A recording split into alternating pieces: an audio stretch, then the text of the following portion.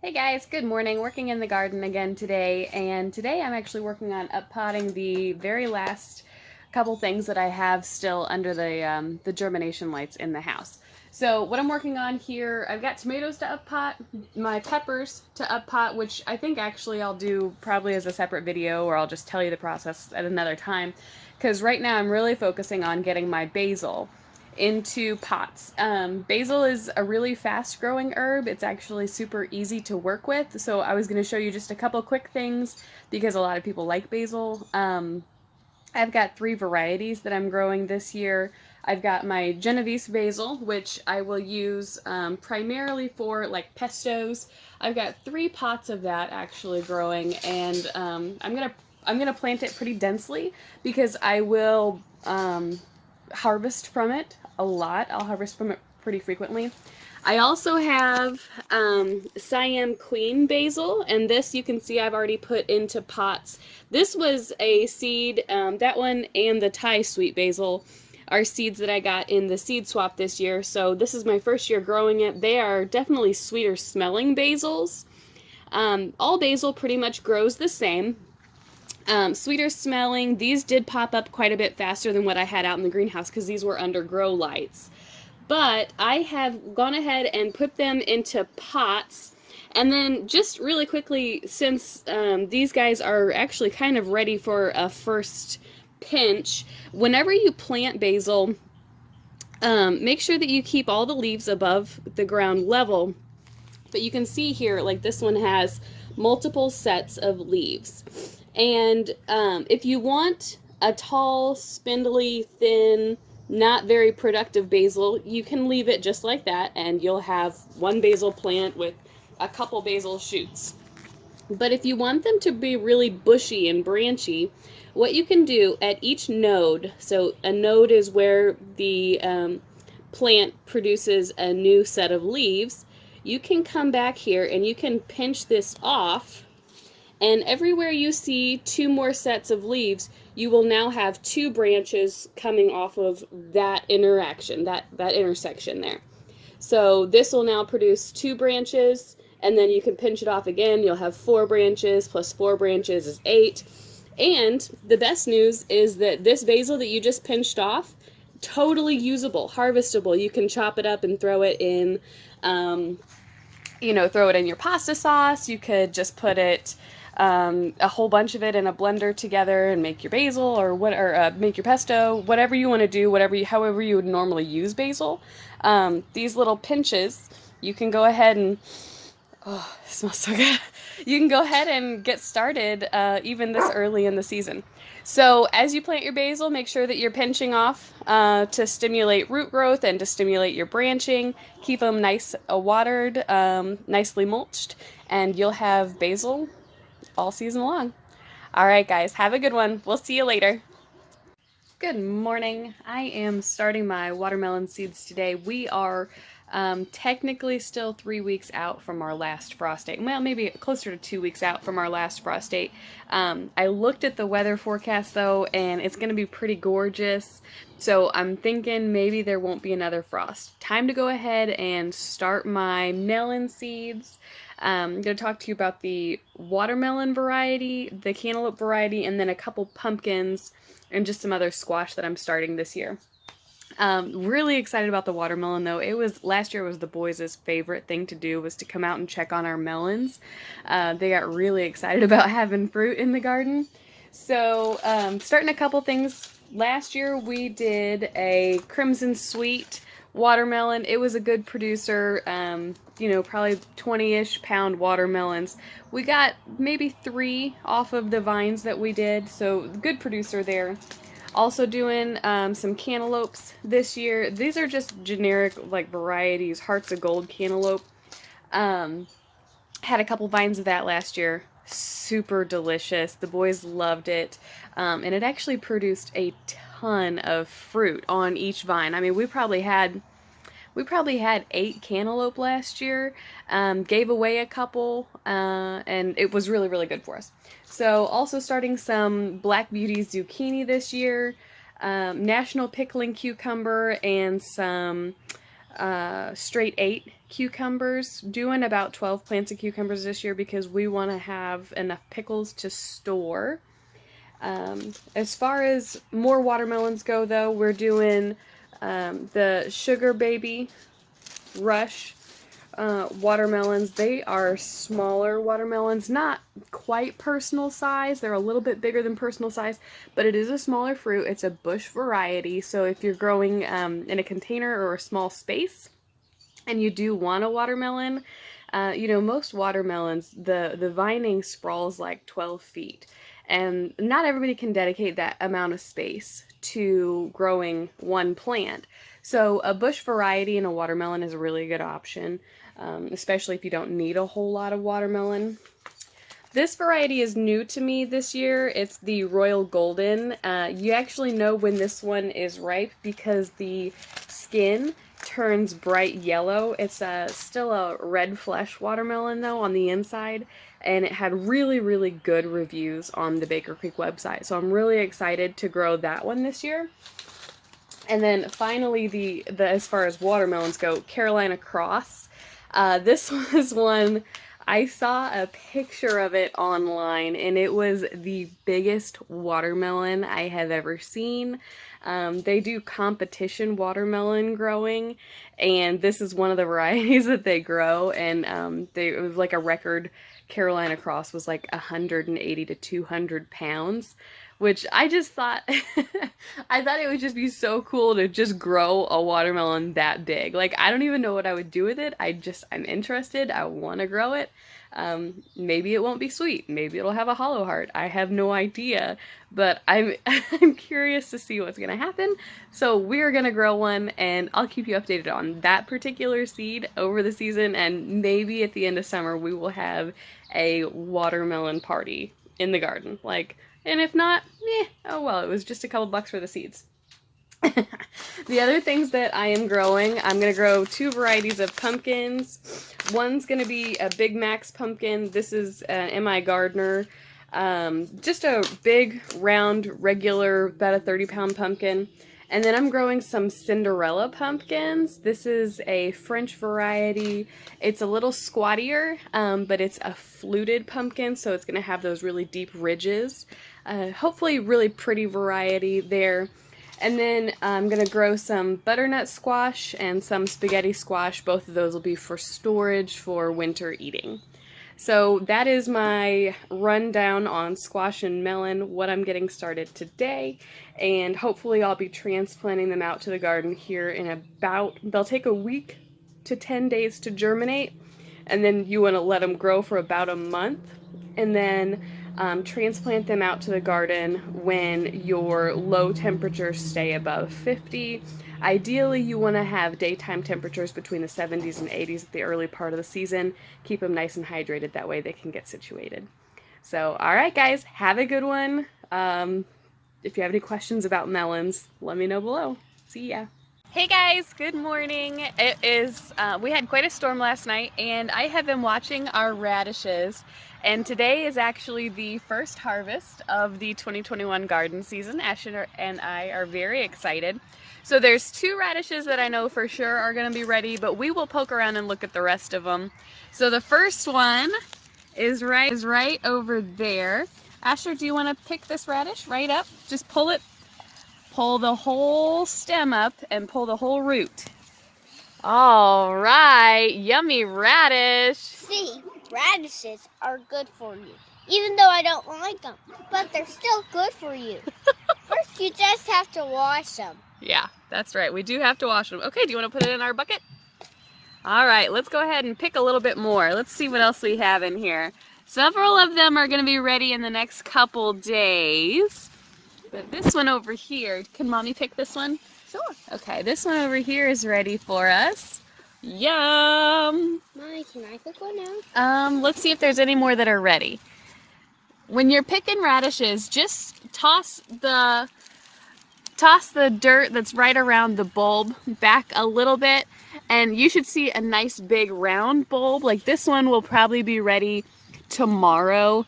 I would let that one get just a little bit bigger. All right, no more radishes today. Let's go pick some lettuce, buddy. Mommy, first I have to throw these wrappers in the garbage. Okay, go ahead and throw those in the garbage. But I don't know where. There's a garbage right inside the greenhouse. All right, so now we are also in. Mom, I don't know where the garbage It's right there, is. right there, right there. I told you guys last time we did a greenhouse tour that it was getting like 100 degrees out there, and I was afraid that it was going to be way too hot for my lettuces and my kales. We went ahead and moved our big feeder tubs out, and we just did that because the weather now is perfect for them, actually. Here, Asher B. The weather now is perfect for them, actually. So I'm looking in my lettuce bed. This is our butter crunch, and we are going to harvest just a couple leaves off of the butter crunch. We're not going to harvest the whole heads. And Go ahead. And you can see some caterpillars have been eating our leaves since last year. That was last year, buddy. The caterpillars were last year. Yep. So there's just two things I want to tell you about. First is about your soil. In the mornings, if you see mushrooms growing in your garden beds, that's totally fine. You have to remember that your soil is alive, and there's a lot of fungi and bacteria and just the whole Mommy, look. whole ecosystem. So fungi actually means that you have some really healthy soil. And as long as they're mushroom type of fungi and not like mildewy types of fungi, you're going to be fine. The second thing is that when you're harvesting lettuces, it's always best to harvest early in the morning. That way your lettuce is nice and sweet. Mommy, And full of as much water as it can be because it's hydrating overnight. Mommy, are these ripe? Yep, those are radishes. So we're just going to pick a couple of the outside lettuces, outside leaves. I got a lot of help in the garden today. Sorry if it's hard to hear. So I'm just going to pick some of the outside leaves. Apparently Aiden's going to help too.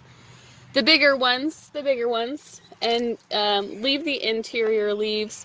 But you can, this is called, harvesting as you go. Okay, baby, that's enough off one plant. You just don't ever want to harvest more than about 30% of a plant at a time. All right, let's let that one be. So we're going to go harvest lettuce from our other bed, and I'm going to spare you the details of getting over there. Have a great day, guys. Happy Thursday. Hey guys, how you doing? I just bought a stevia plant over at Buckley's Prairie Landscaping, and it's nice and tall. I am going to prune this one back, similar to the way, the boys are going crazy, similar to the way that I prune my basil, and I showed that in a separate video. I'm going to take cuttings back to a branching node. That will encourage branching for the stevia plant that I have here. And it will also produce, I'll propagate those cuttings. They will grow a new set of roots because most plants are totopotent, which means they can grow roots from any portion of the plant that you sink in water. So I'm going to propagate these, grow some roots on them, and then multiply my stevia plants over the next couple months. Stevia is a tender perennial in southern zones. So what that means is that it could overwinter if we had warmer winters here. Down south, it would be considered a perennial. It would come back year over year. But here in central Illinois, it's not going to come back year over year. So I'm going to set one of them outside where it's going to get full sun and enjoy the heat. And I'm going to keep one of them inside. If you've ever had stevia before, and I have in the past, this is that sweet leaf plant. When you chew on the leaves, it's a very sweet flavor. You can use them in tea, which is actually what I plan to do with them. So my chamomile, my lavender, my stevia plants, and my marjoram, maybe even some of the flowers that I have out there, I'll be using those in tea for this fall. So I'm going to grow as much of this as I can outside, dehydrate it, and save it, and then hopefully bring that plant inside in the winter and maybe keep it going over the winter time. So what I'm going to do, just like I did with the basil, I showed you that in a separate video, I'm going to use my bypass pruners, And I'm going to come in here just above a leaf node. So a node is anytime that intersection comes together. I'm going to trim right there, and then I'm going to put this cutting into a little bud base that I have with some water in it, and I'm going to set it in a nice warm sunny spot, and I'm going to wait until those roots develop. So I will keep you updated on this little project, this little experiment, because every day in the garden is an experiment. I'll keep you updated on this, and hopefully I'll have a couple more stevia plants by the time we're planting outside. It's just another idea to get you guys going in the garden. Have a great day. Hey guys, good morning. Just a quick update on the asparagus. I think, well, it was about 2 weeks ago that I planted the new asparagus, and when I mentioned, when I planted them, I mentioned that I already had asparagus in the bed, but I was not sure if it was going to come up, and it definitely is. There's quite a bit of asparagus coming up here. I don't know if you can see that. There we go. Quite a bit of asparagus coming up here. I've actually taken off a couple stalks and just made little garden snacks out of them. This is 2-year-old asparagus, so we're not going to harvest a whole lot, but it does come up really early in the year. So that's 2-year-old asparagus. I have another crown on that side, but I have only seen like one little nub pop up from it. And then I planted quite a few more over here. Another quick update on some of Asher's things, since Master Gardener Asher is helping us with the garden plot this year. His strawberries, some of them look to be doing okay, but the thing with strawberries is that they actually don't like a whole huge amount of water. And because this isn't a vertical planter, and because they're strawberries, they're the most fun thing to water in the garden. So the boys have kind of been drowning them. I think I might have to actually move the strawberries for their sake, because if not, they're just going to drown and die. So that might be a project. The other little Asher experiment that we had going on with the bulbs that he planted, they were several-year-old bulbs. I don't really see a whole lot coming up. That's actually a grass from the straw, but I don't see a whole lot coming up, so I think it's safe to say probably those bulbs were done and dead. So we will replant that galvanized bucket with something else. The good news about, what's up, buddy? Don't water the strawberries, please. Please don't water the strawberries. You can water the broccoli. The good news about the weather right now being, 60s and sunny in the day, and then being like in the 40s at night, 30s, it has been for the last week, that your early season crops, your spring crops, the brassicas, the kale, the radishes, everything there, they all love this weather, and they're actually growing really well. Sometimes we go straight into like hot weather, and you don't really get much of a chance on your broccolis and your cauliflowers and all that.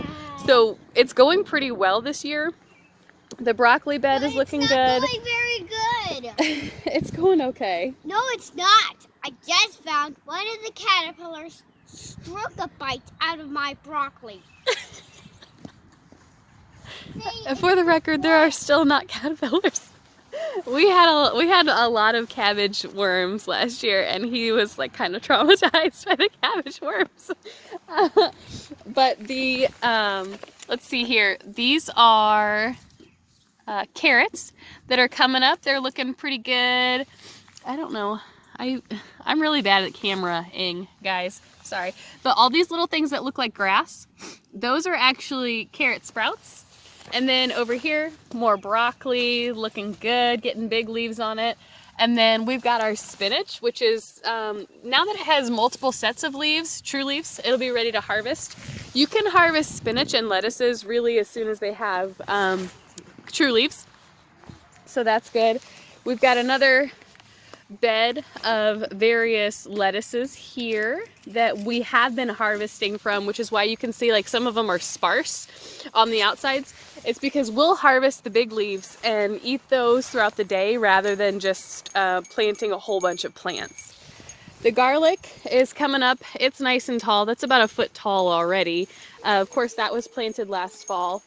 And then I told you I got all my onion sets in really early this year, and then I deeply straw covered them.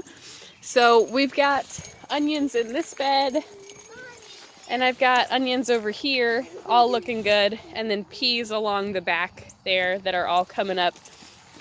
Peas that grow outside, that you start outside, you have to be a little more conscientious of where you're gonna plant them, because the pea seed can rot in the ground if it doesn't germinate quickly enough. So it does actually have to be warm and moist, but not soggy, because if it gets soggy, your seed will just kind of disintegrate in the ground and then nothing will ever come up.